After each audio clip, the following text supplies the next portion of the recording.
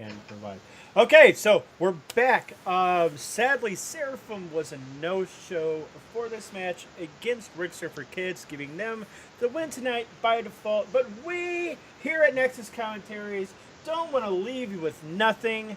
So we have had Richter for Kids, the leaders of Division 1 at the moment, the Kings of the Mountain, decide that they want to take on the Kings of the Plateau, the Division 2 leaders.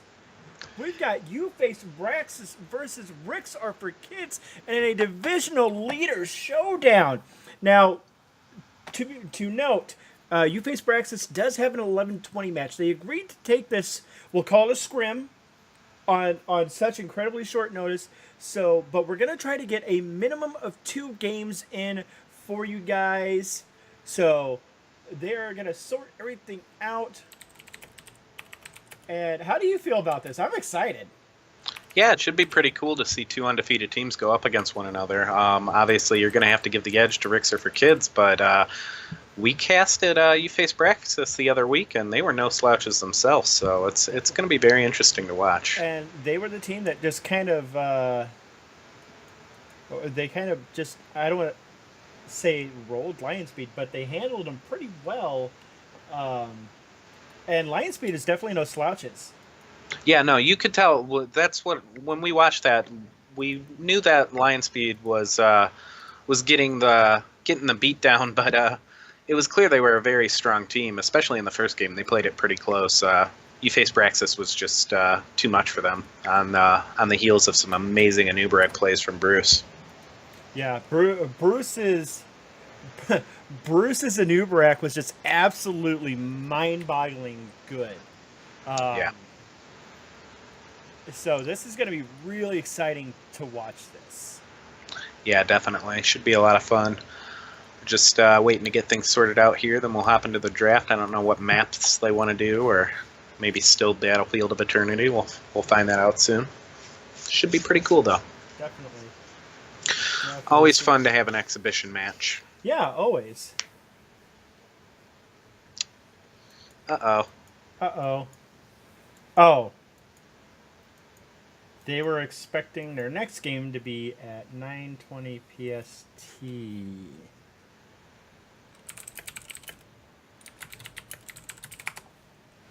We're just getting some things sorted out here real quick.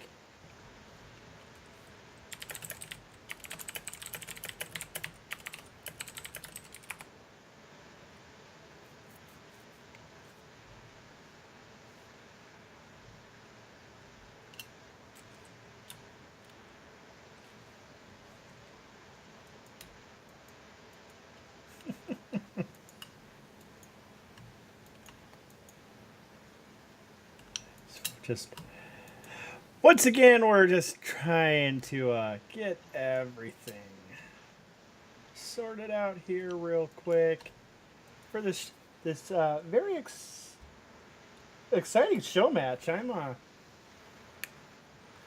It's fun when something like this comes together is short of a time. And I want to say, Winterheart, thank you for the host. Appreciate it, buddy. Thanks, man. So yeah, we're just we're waiting on one player. He had to take care of some stuff, but it looks like they're ready now. So I'm just going to confirm that we're still going to BOE.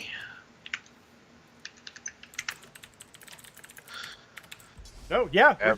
Yes, we are. Yeah, that's fine. Go nuts.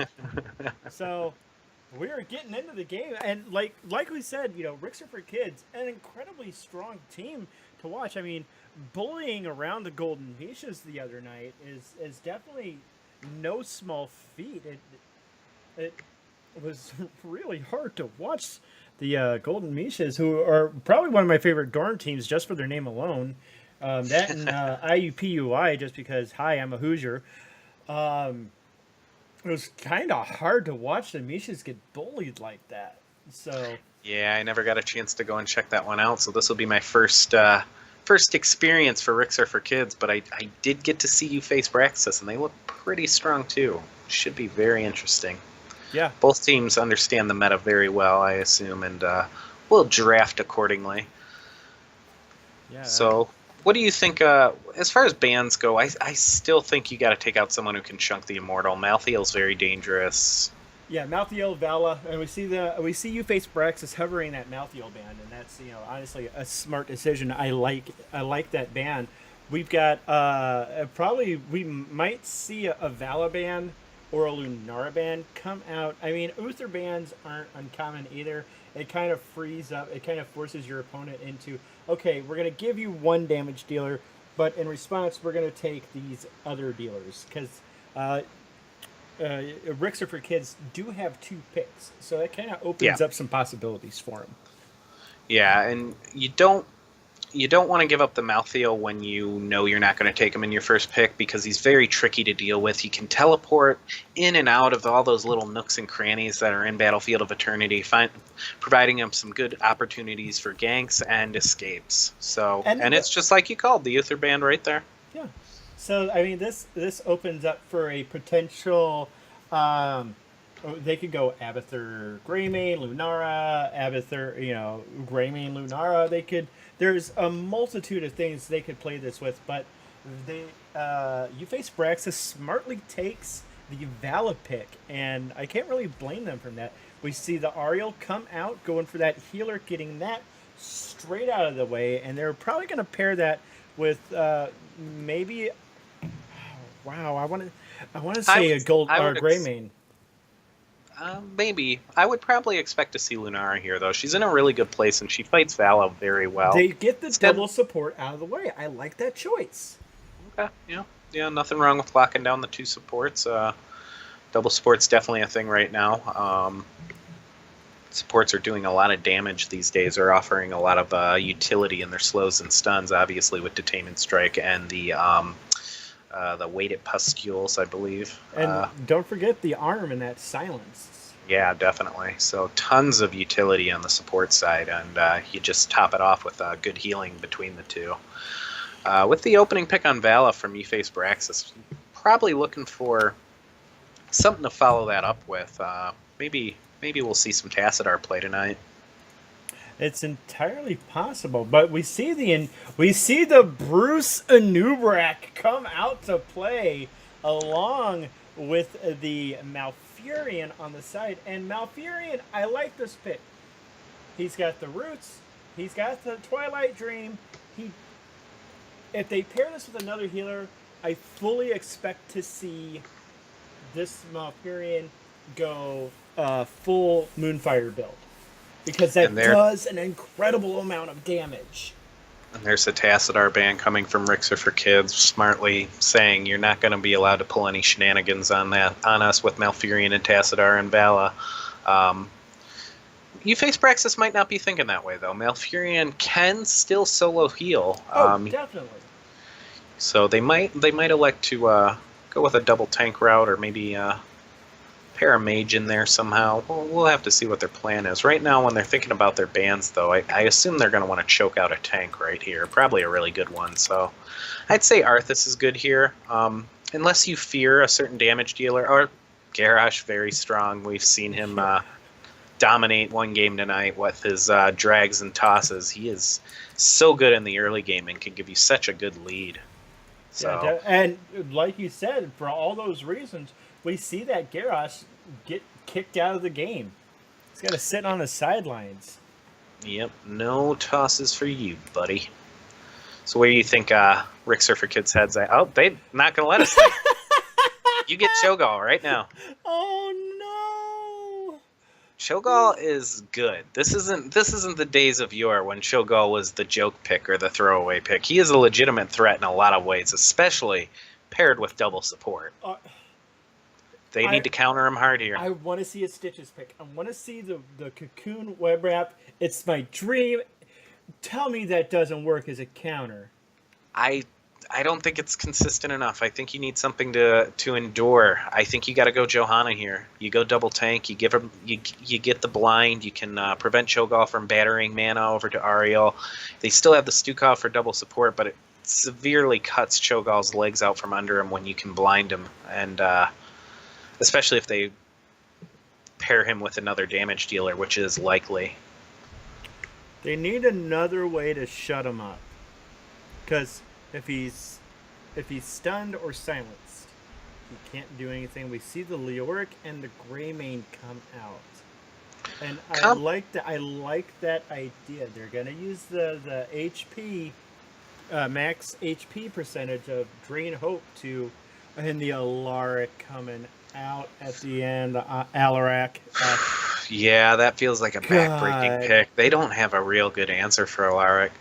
I mean, Malfurion's Twilight Dream's good, but the amount of damage that he can put out, especially behind a Cho'Gall in the chaos of team fights, it can be pretty disgusting to get out of hand really quick. I will say this: they don't. You face or the Rixer for kids. does not have a good way to deal with Cocoon. They don't have that quick damage. So if Cho'Gall gets web wrapped, Which he will. 100% of the time, I don't expect that web wrap to go on anybody else. They've got all this damage on the side of you face Braxis, and they could just shred the line. They could. Yeah. Alrac's self-sustain, not the best. Stukov sustain when he's not healing everybody, not the best. Your battery is gone as Ariel. Mr. Chooch! God, we got to make our first emote at train. Yeah, well, no, okay, it's gone. But yes, I think you're right on the money there, especially with Greymane being able to dive on the back line and try to take out one of those supports. Yeah. Anyways, we're hopping in right here. On the blue side, we have Rixar for kids. On Alaric, we have Zergling. On Gall, we have Dankling. On Cho, we have Squirrel Sean. On Stukov, we have Dementia. And on Ariel, we have Mix that up. You have Barcode. Well, Barcode. I'm just going to call him Barcode. That's fair. So on the Ariel, and on the side, if you face Braxis, You're My Hero is on the Malfurion. Winterheart is on the Vala. Midiman is on the Nubrak for this game. The Louds is on the Greymane. And in the solo lane, we have Bruce on the Leoric. Not on the Nubrak, to my surprise. We're going to get banned here tonight, bringing you the show match. It's going to be fun. Nice stun onto 2 from Miniman. Gets TK'd back into a Discord strike from the Alaric just now. But Leoric is left all alone right now. We do see that Alaric rotating top. And Bruce kind of manipulating the creep wave just a little bit to get his own creep wave a little closer. Sees the Alaric come in, hits the lightning wave. He decides he's going to go for another swipe, gets TK'd and Discorded Strike for his troubles. I can't wait to see the new Alaric changes this coming Tuesday. But on the bottom, it should be pretty cool. We see a nice Discord Detainment Strike onto Midiman right there. And Winterheart had to tap the well. He's very, very low at the moment. It'll be really interesting to see how they deal with this Cho'Gall in the meantime. Yeah, Nubarek looking to try and create some engages for his team. Surprisingly, Bruce isn't on a Nubarek. That's Midiman here, so Bruce up on top on the Leoric. Not like we thought. But anyways, yeah, Nubarek just trying to get his team into it, make sure that Cho'Gall doesn't put on too much damage. And he's able to do that to some success, though. Cho'Gall was putting a lot of damage on the Greymane. Greymane's forced to retreat and get out of there and be topped off by the Malfurion. Yeah, and on the Bruce gets sniped by Zergling right there, just sticking around a little too close, taking that death, but he's going to be popping right back up, and that's going to put Bruce in an awkward spot. He's probably going to TK back right away. Holds on to that Drain Hope onto Zergling, hits the Discord Strike onto Bruce just there, and now we see Uface Braxis trying to go onto this Immortal, but really great positioning on the side of Rixer for Kids are kind of just keeping this nice and safe. No damage to the Immortals. More interested in team fighting at the moment.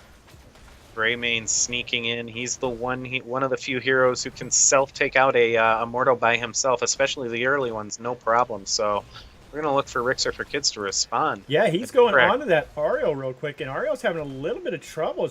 She's taking a lot of damage. Midi-Man in a lot of trouble. The Anubarak finishes him off, and the Louds now has to disengage away.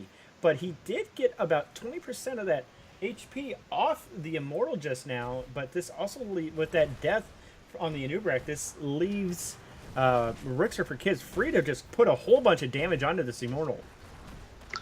Yeah, with Rix for Kids' dominance of the map early on, they're able to snake control, and they're pushing back this Greymane. Cho'Gall putting out a ton of damage in the early game. He gets pulled in by Discord Strike. He goes down. Yeah, that was a really good heads-up play, and this is the strength of Cho'Gall right now. Just is able to put so much damage, punches his way in there. A little bit of weird pathing right there, but Leoric does get the Drain Hope. It breaks early, but we see round 2. Oh, Malfurion, you poor thing. He ends up eating the tail end of that. Zergling puts him out of his misery with the final bit of damage, and Malfurion falls. Cho'Gall is just a nightmare in the early game, and we're seeing exactly why. Vala and Greymane just cannot get in on him while he sits there and bullies them out of position constantly. Meanwhile, they're free to just melt down their own Immortal. Yeah, then they're in Dementia on that Stukov, that grown man damage coming from that arm. Solos pretty much does all the damage that round.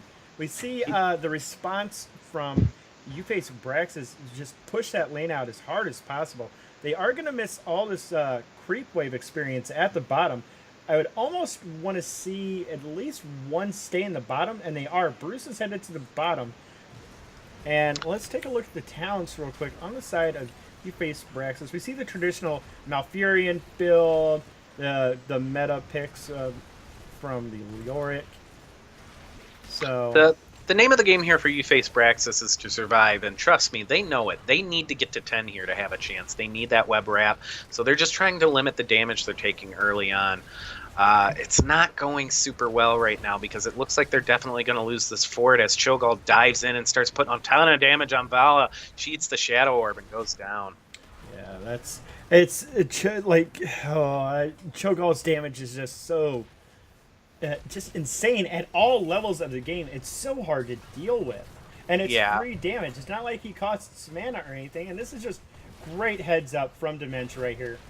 You know, throwing down that lurking arm right in front of that gate, saying, "Hey, you've got to get past this arm if you want to do anything at all." Good root onto the Ariel right there, followed up with the stun. A nice bro charge from the Anubarak. They're trying really hard to get this Cho'Gall down low, and it's just not working out for them. Yeah, and you got to remember that probably isn't going to be a super big option to even really focus Cho'Gall. Although they're putting out a lot of damage, they're trying to force a retreat here. Ariel's taking a ton of damage as well. She's going to have to back off. Cho'Gall tops off and gets topped off by Ariel. Suddenly, Uface Braxis is taking a lot of damage, and Vala goes down in the melee. Yeah, that was a really good heads-up play from Rixer for Kids right there to just kind of just keep pushing this action and just abusing the amount of damage that just Cho'Gall does in general. And for the first time, Leoric's up here to try and contend with this Cho'Gall a little bit. We're going to see that come online probably around level 13 when Leoric's able to take the full percentage health steal on his W. They'll be able to push off this Cho'Gall for a little bit better, but for right now, they're just trying to save this keep with everything they have, but Cho'Gall is relentless. Yeah, like I said, these are non-mana abilities. He can just do this all day, but a nice bro charge in there. Dementia is in a lot of trouble. The upheaval from Cho'Gall, Dementia does go down. That's one healer down. The Shadowbolt volley is coming out from the Cho'Gall. The Louds is in a whole lot of trouble. He is going to go down. Midi-Man has to tap the well, and the core combo of Cho'Gall and Ariel is still alive.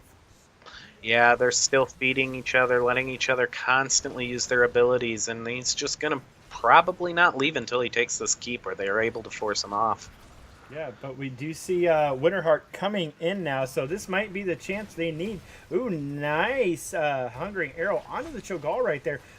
Ariel has to burn her hope to get herself up on health, and right now we see Alarak just going ham on this Immortal, but that fort does go down. Ariel in a lot of trouble, eating that auto attack damage from the Vala, but now the So response is here.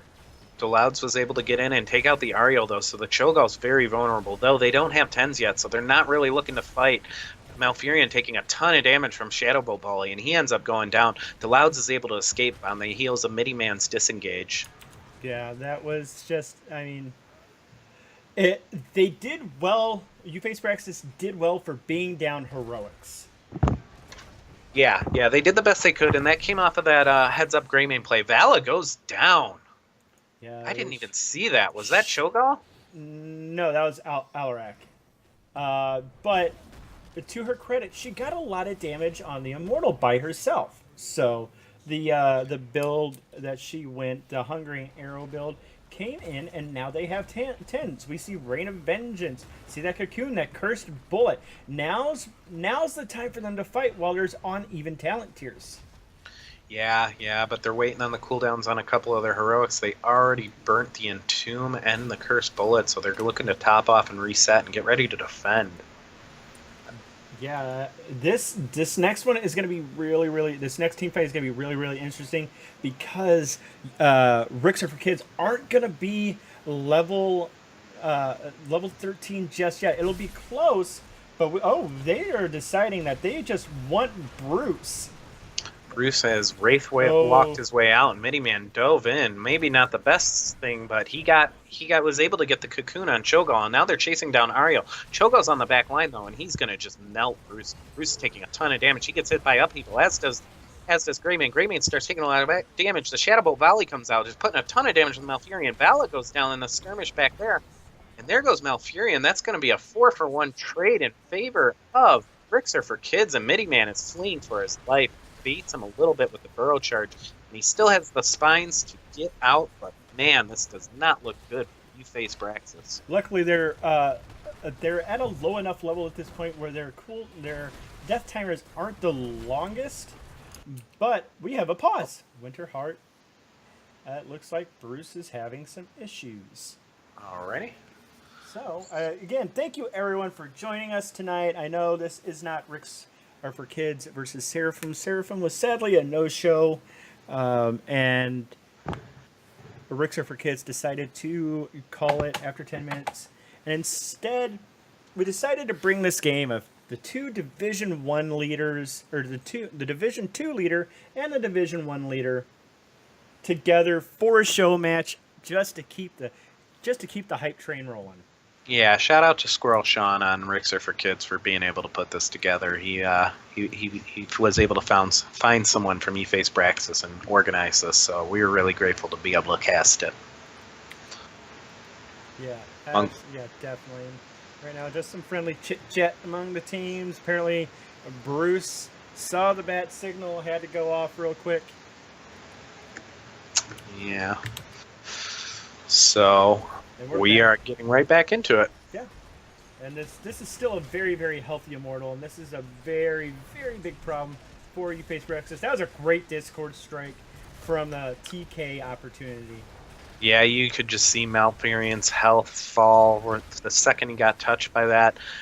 Cho'Gall just trying to move forward and bully the team, but he eats the cocoon, and he's going to get right out by his team, and Vala ends up going down in the melee along with Greymane. What an upheaval! Oh my god, the entire team.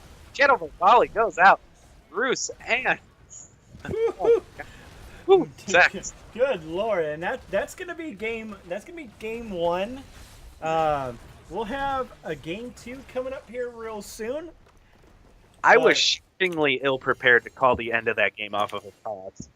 Yeah, and then that upheaval landed, and it was just like, oh, well, yes, okay. I guess we'll just end it here. So apparently, guys, Cho'Gall Ariel good on Battlefield of Eternity. Take notes.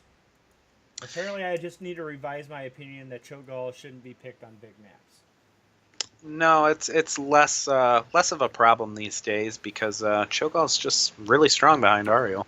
Plus, he offers an early game kind of dominance that most heroes don't have access to. So, I mean, obviously, when you're able to capitalize that, and it's easier to do on Battlefield of Eternity simply because if you can steamroll an Immortal, and as you saw, they don't have an answer for his constant harass when he's being healed the entire time. It's hard to answer. Yeah, very true. So right now we're just waiting for the next game. I hope there's another game.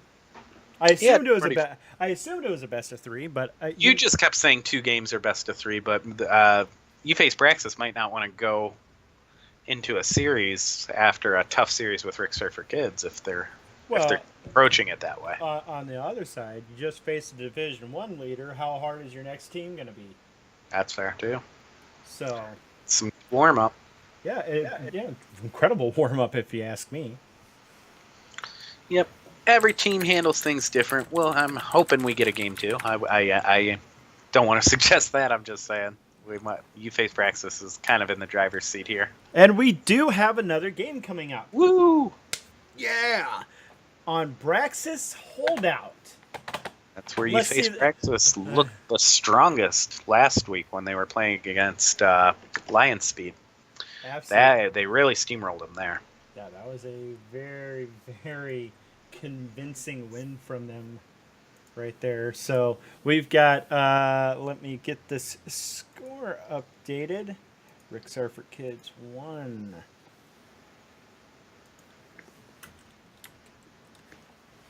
So, that was pretty convincing. I really did like what you face Braxis and how they tried to counter that Cho'Gall pick.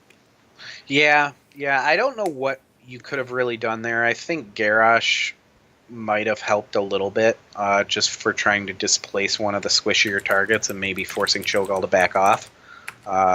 They elected to ban Garrosh, so that might have been a mistake because you need something to counter his early game presence and someone who has the strength to do it. And with Garrosh's passive and his ability to create situations, because Cho'Gall can't exactly peel for his healers very well. You know, he can peel by doing a ton of damage, but if you can get somebody that can sustain a little bit of that and start displacing the people on the back line, it's easier to push them off. Heroes that are great at that are probably Johanna and Garrosh, I'd say. So that might have been the answer there.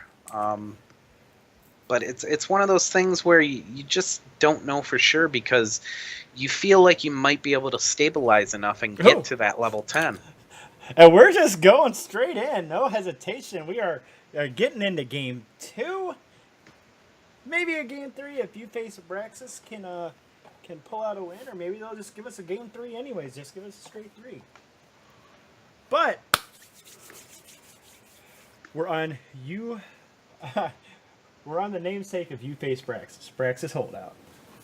You doing okay over there, buddy? You're looking a little tired. Looking a little knackered. So we're looking at, I mean, obviously Rexar is really good here. I don't know if he's first pick, first ban material. I would say something to consider in a second ban, but Malthael again being the first ban, it just makes sense. Malthael's very good. If you don't plan on taking him in your first pick, it's foolish to leave him out there. Yeah, very, very true. I wouldn't be shocked if they just get it out of the way and ban Cho. It's possible. It's a small map. He would work here. Yeah, I don't know that they are really convinced that Cho'Gall will come out again. So we might not see a Cho'Gall ban, or they just might not have any interest in banning things that are kind of like fun. So we see the Stukov being hovered here, and it looks like they're considering. And yeah, there's the Stukov ban. Stukov very strong, lurking arm very very disruptive. Flailing swipe also very disruptive. Garrosh comes out immediately.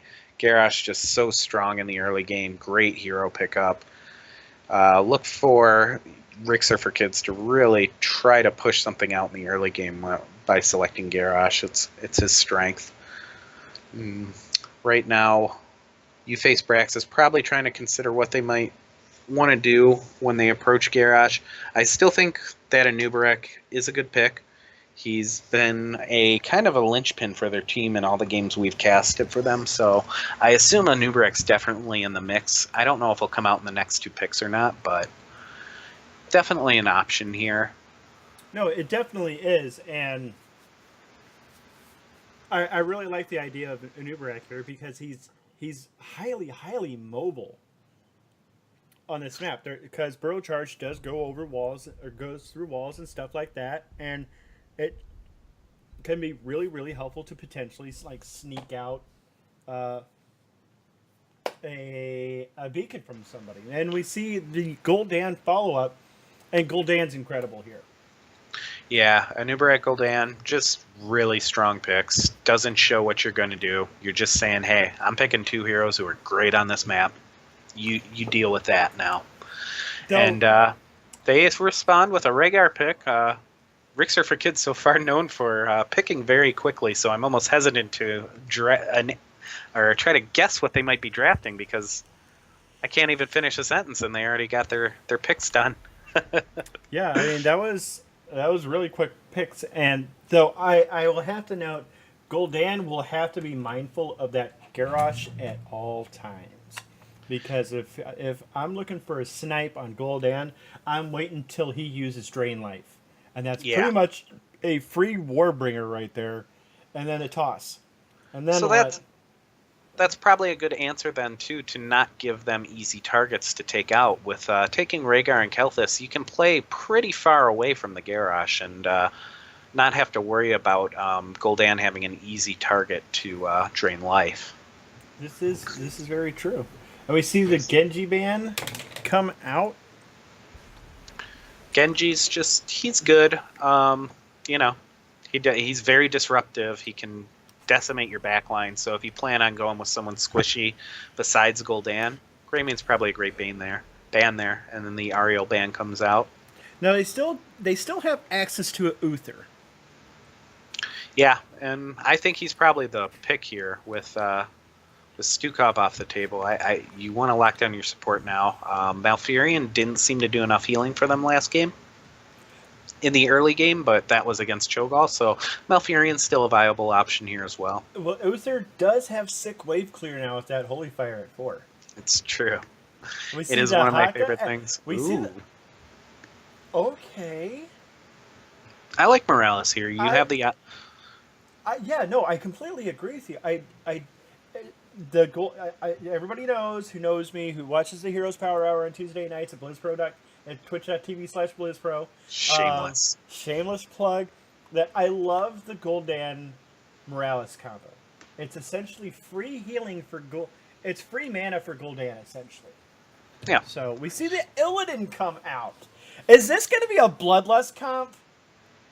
Tassadar's still on the field. Yeah, I want to see their other pickup, but yeah, we could be looking at Bloodlust fun here. They have Kel'Thas in the backline, so I'm hesitant to say for sure. But if they follow that up with another juicy auto attacker or Tassadar, there we go. So, yeah, this is almost assuredly Bloodlust. So, okay, you face Braxis. You see this. You see the Tassadar Illidan Rhaegar combo coming out. I picked Brightwing. I was going to say the same thing. Brightwing is a very strong option here because you can keep Illidan or Garrosh away from you. You need something that's going to help with that, and Web Wrap isn't going to be enough. Brightwing gives you the option for the extra sustain as well, and you can get some good damage out of Dahaka and Anubarak as your tanks, especially backed by an endlessly supplied Gul'dan with Lieutenant Morales. So Brightwing wouldn't be a bad pick here, but... Hear me out. Lily. I don't like Lily. Lily's blinds won't be enough to deal with the amount of damage Tassadar can do, or Kel'Thas can do, because he ain't going to care if he gets blind, so he'll just target Lily.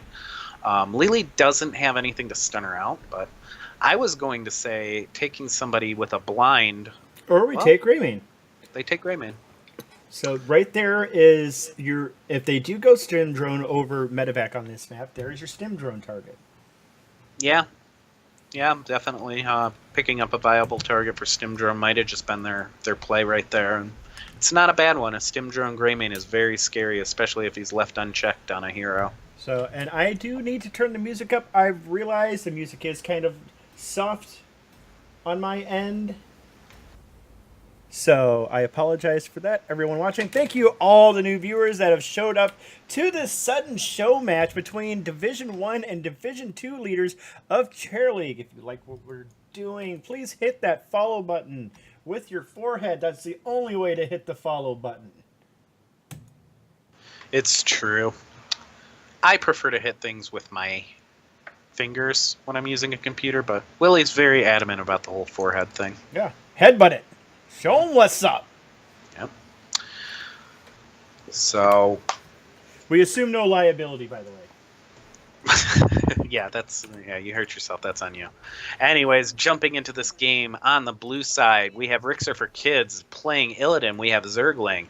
On Rhaegar, we have Danklan. On Kelthus, we have Barcode. On Tassadar, we have Dementia. And on Garrosh, we have Squirrel Sean. And on the side of You Face Braxis, we have Delouds. On the Greymane, we've got Bruce. On the Dahaka, we have a Winterheart. On the Gul'dan, Midiman is reprising his role as the Anubarak. And You're My Hero is on that Apothecary Morales. Both teams electing... Or no, we've got a 2-3 split on the side of Rixer for Kids and a 4-1 split on the side of You Face Braxis. I didn't see the Illidan over the Tassadar portrait. Yeah, this is actually a really smart decision by Rixer for Kids right here to send that Tassadar top. He's going to get really good value with the siege damage on top of constantly shielding that Illidan. So this Greymane's going to have a really rough time. But let's go back to the bottom lane here real quick as we watch Gul'dan just shred this wave wide open. And we got a teleport from the Dahaka to go up and assist the Greymane in the top lane. So we now have a 3v3 in the bottom. Yeah, and we're seeing this benefit already come out. I like the choice of Kael'thas right here. They have to... Ooh, Winterheart. Gul'dan in a lot of trouble. Nice burrow charge from... Midiman to try to stop the kill, but it wasn't enough. Nice dodge from You're My Hero to miss that Q from the Garrosh right there. Good, smart play. Nice displacement grenade. Trying to shove somebody into the towers, but just a bit short. Yeah, Bruce and Deloud have their hands full up top with Illidan and Tassadar relentlessly pushing on these towers. They've almost got one of them completely drained of ammo, and it's working its way down on its health as well.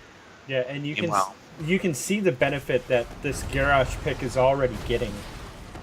Yeah, Anubarak charges in with the barrel charge, hits the follow-up stun, but Garrosh doesn't care. He just tosses him.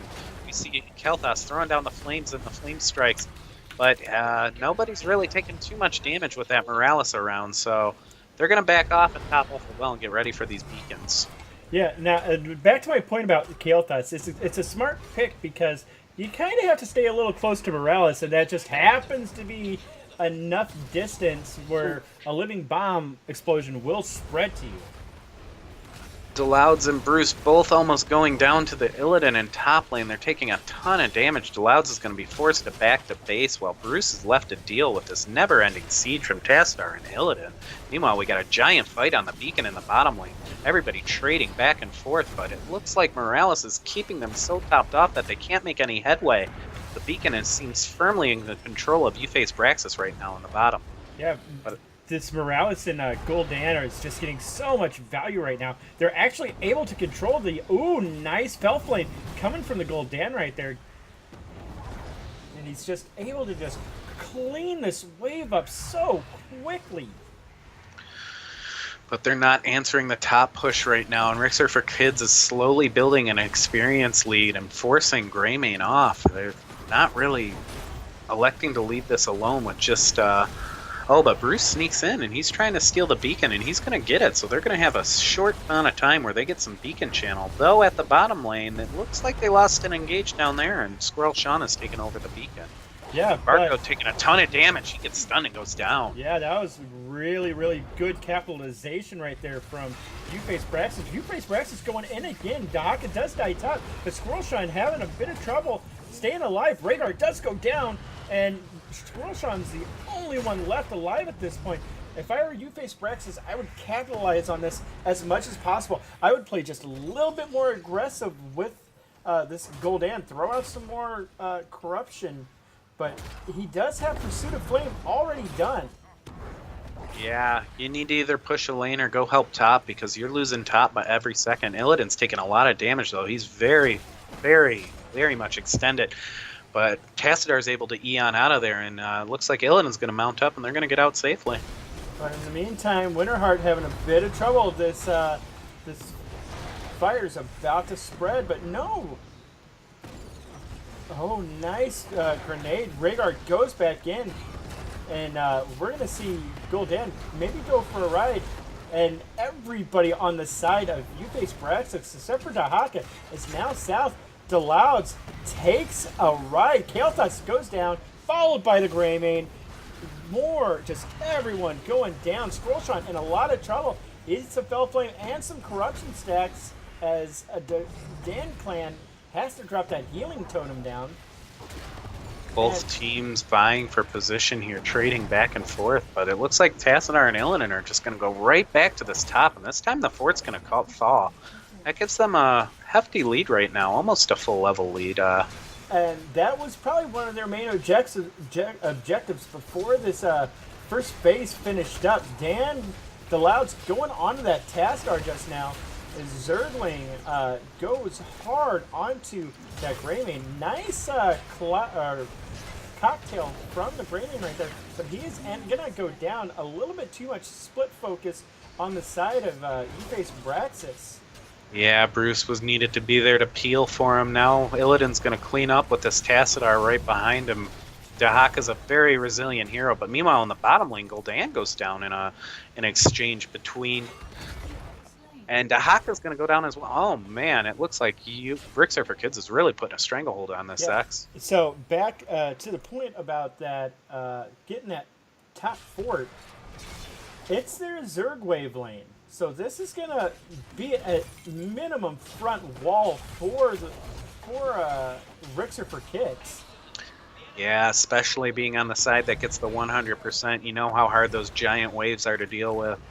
Yeah, we do see the rotation from U-Face Braxis. Everyone's coming out. Miniman getting kind of caught out of position right there. Nice burrow strike or spines from the Nubrak right there. Zergling just not giving up though. He is just bent on taking somebody with him. Miniman in a lot of trouble. He's going to go. Oh no, he's not. The shield from the burrow charge enough to save him. Winterheart trying to throw out as much damage as possible right now. Zergling dives over, dives back, and he is. Oh, Greymane almost went for a ride right there. The force ball from the Taskar comes out. Phoenix on top of it. Everybody's getting low on the side. Nice ancestral onto the Illidan right there. And who was it? That was Nubrak that goes down. And Winterheart just doing as much as he can to try to kill this Illidan. The shield from the Tassadar just putting in so much value, giving him that additional lifesteal on top of his already natural lifesteal. Yeah, when he's got that much support behind him, it's very hard to take him down. As we just saw, they were able to get an entire keep off the back of that Illidan and Tassadar. I hope Bruce has his Brush Stalker off cooldown because he's going to have to get out of there in a hurry, and he does. He burrows all the way to the other side of the map. Nice heads-up play, realizing that Illidan did not have to hunt off cooldown just yet. Yeah, he was probably looking for a setup there, but Illidan wasn't quite ready. Ooh, we're looking at an invade from Sean Scroll. This might be a really big mistake on his part. They're gonna try to kill him. The Cursed Bullet does miss the blends onto Squirrelshawn, but he somehow manages to get out of there. The cocoon onto, it looks like Illidan once there's again. the Illidan. He eats a triple stun, but he dives to the backline trying to sustain some life, and he ends up going down. Then the Greymane is able to disengage despite having the living bomb on him. Then Rixer for Kids sets up the wall for the disengage. That was a really really good punish to some unchecked aggression coming out of Scroll Sean right there. And I mean, Squirrel Sean didn't die right there, but they still got a kill, and that's what's important. Like, Yeah, it looked like the idea there might have been trying to bait you face Braxis in, but he might have taken a little bit more damage than he anticipated and wasn't able to quite counter-engage like he thought he was going to be able to, thus freeing up the Illidan for a little bit of punishment. we see Grixer for Kids checking the boss, and they're going to find a Delout right there. Oh, he is in a lot of trouble. Nice pre-cleanse from the Morales right there, followed up with the heal. That's really good heads-up play. The Cursed Bullet does go out and lands on a Scroll Sean, taking a good bit of damage, but Winterheart is in a world of hurt right now. Can he get healed up? Yes, he can, and now they might be able to turn this. They're going to be able to clear this camp out, and really just clutch play coming out of the Morales. And yeah, despite the Force Walls constantly disrupting their position, they're reacting to them, and Face Braxis isn't allowing themselves to be put out of position and caught without a kill. Morales playing very heads up. Yeah, we see that. Oh, nice burrow to prevent any further shenanigans from the Dahaka. We see the Hunt come in on the backline. Immediately gets web wrapped. You're My Hero gets queued in by the Garage, and now Kael'thas does go down. We see Zergling now in a lot of trouble. Hits the pre-cleanse, and Sentinel will go off. Deloud's in a lot of trouble, needs to disengage, doesn't get it off in time. We see Face Braxis getting followed by the Illidan, taking a ride with the medevac there for a short distance. Gotta love those interactions. Yeah, those short little burst medevacs can be the main reason that you take it, just so you have an escape option. It gives Morales a little more flexibility. Right now, she's just trying to keep her team alive. She's got the heals off on Bruce, and looks like Bruce is going to be able to disengage here, but Rixar for Kids has a stranglehold on the beacons again, and that's not good news. You don't want to deal with another big wave bottom lane. Yeah, and we do see this Morales making a beeline. I don't know if she's going to be able to get to it in time. Yeah, it was 92%. Yeah, but they got the tall task of holding it and wrestling away the top one from Rixar for Kids, so looks like they know that's probably not a fight they can take right away, so they're just going to go up and clear top lane and try to get ready for this pressure bottom lane afterwards.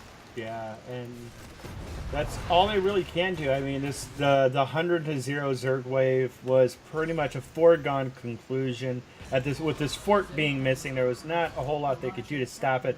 But they are playing off the back foot very, very well. They've gotten several key kills onto that Kael'thas.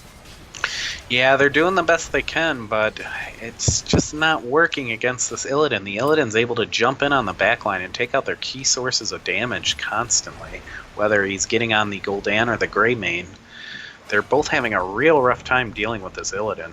Cleanse got used. It was a nice cleanse, but would have prevented that Q from going off. And now it's time for Gul'dan to do his magic and just throw Fel Flame everywhere, trying to get this Zerg wave down as quickly as possible.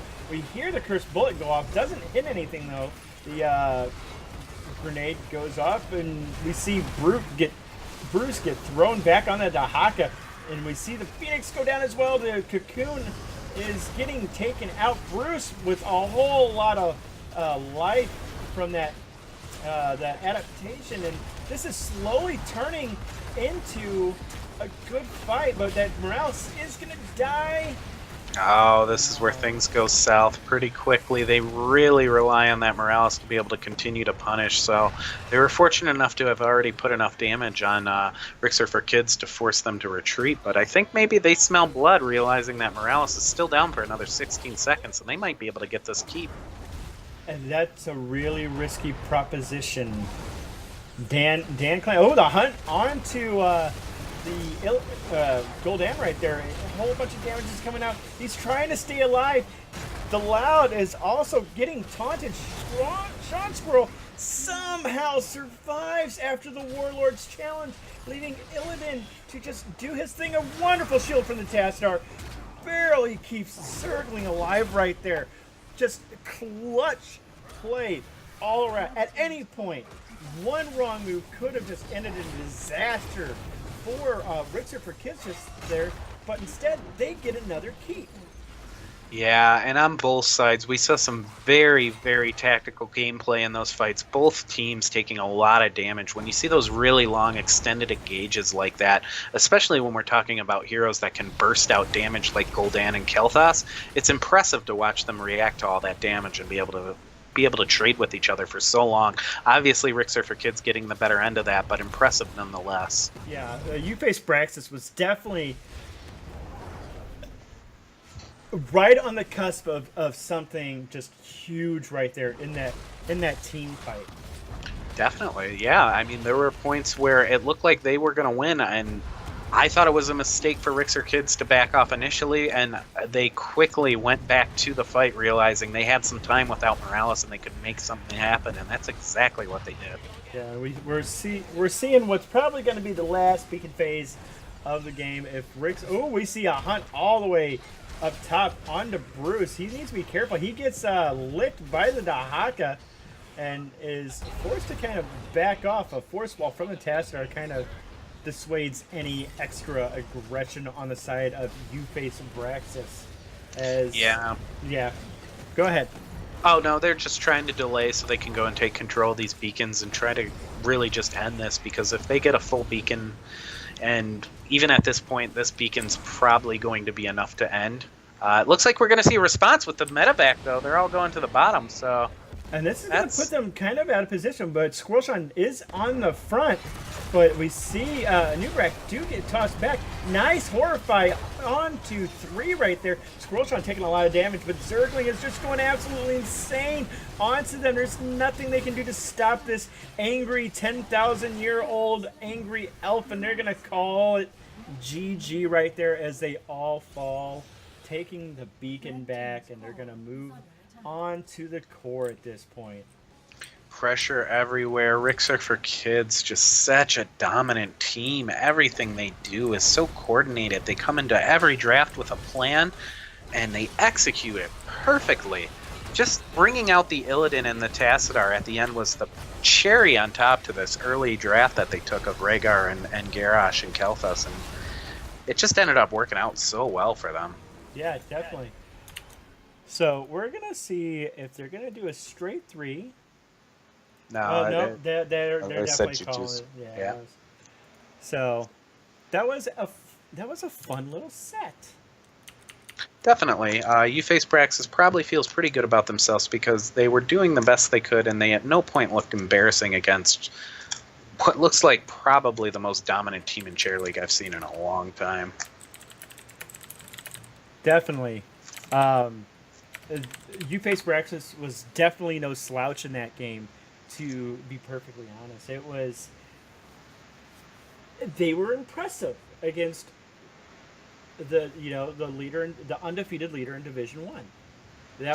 It was definitely fun to watch them play that out.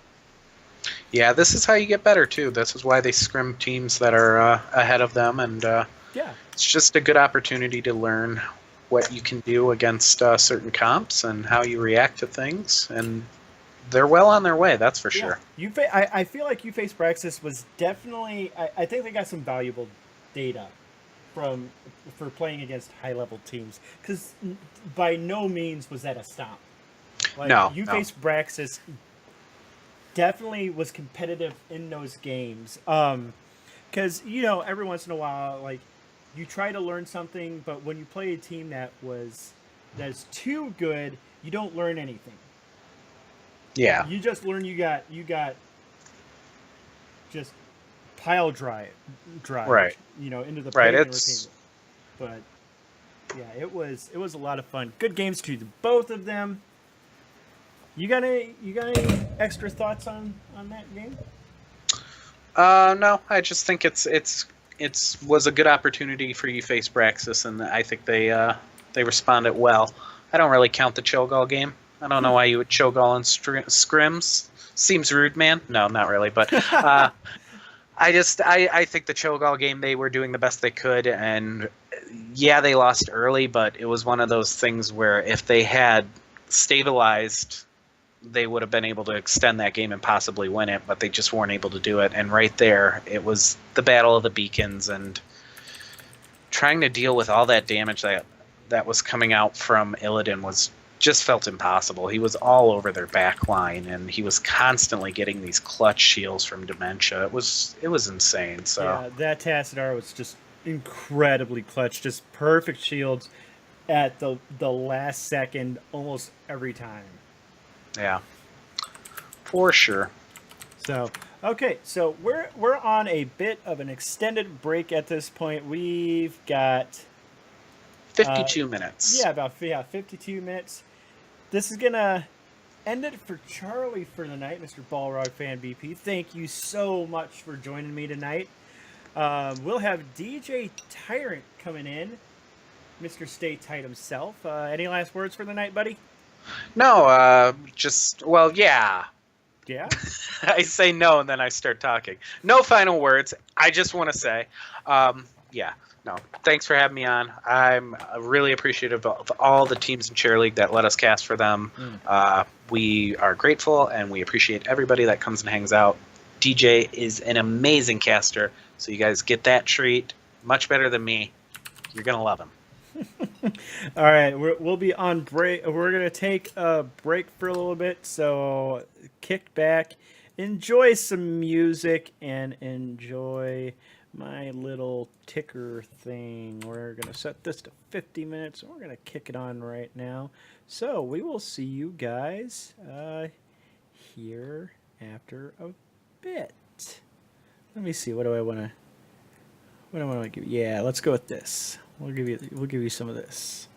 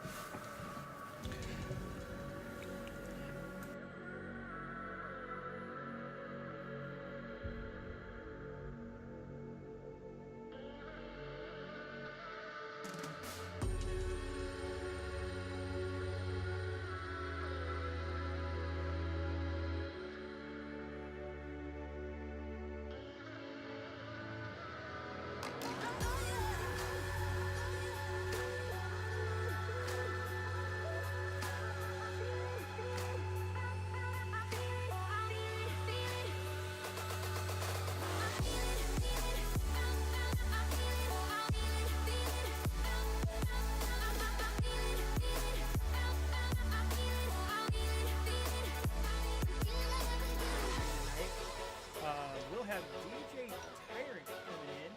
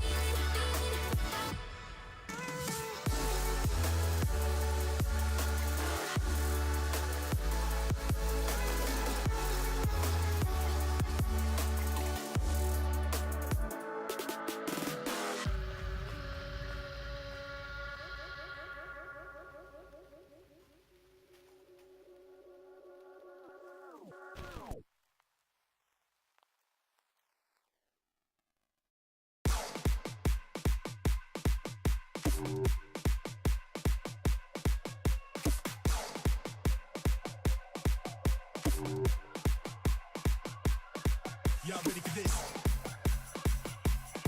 Yeah, yeah. Cue up. Moxa. Yeah. Answer the rapture, answer the sound. Bump up the pressure, get down. Ready for your honor, the girl them surround. Steady them down so they get nigga now. Them I run the town. Them I turn it around. Bring it in the bass drop, hit the ground. Mash it up in the place I go down. Answer the rapture, answer the sound. Back mind people, please turn around. Ready for your honor, the girl them surround. Steady them down so they get nigga now. Them I run the town. Them I turn it around. Bring it in the bass drop, hit the ground. Mash it up in the place I go down.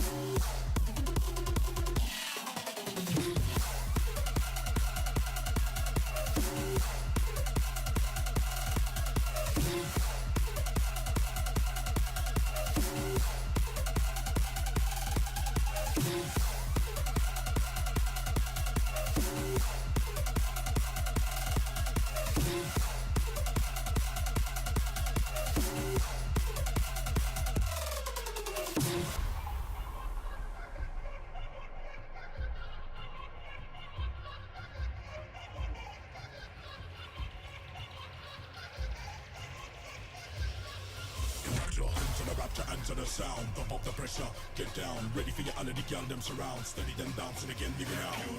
Them I run the town. Them I turn it around. Bring it in the bass drop, hit the ground. Mash it up in the place I go down. Answer the rapture, answer the sound. Back nine people, please turn around. Ready for your honor, the girl them surround. Steady them down so they get nigga now. Them I run the town. Them I turn it around. Bring it in the bass drop, hit the ground. Mash it up in the place I go down.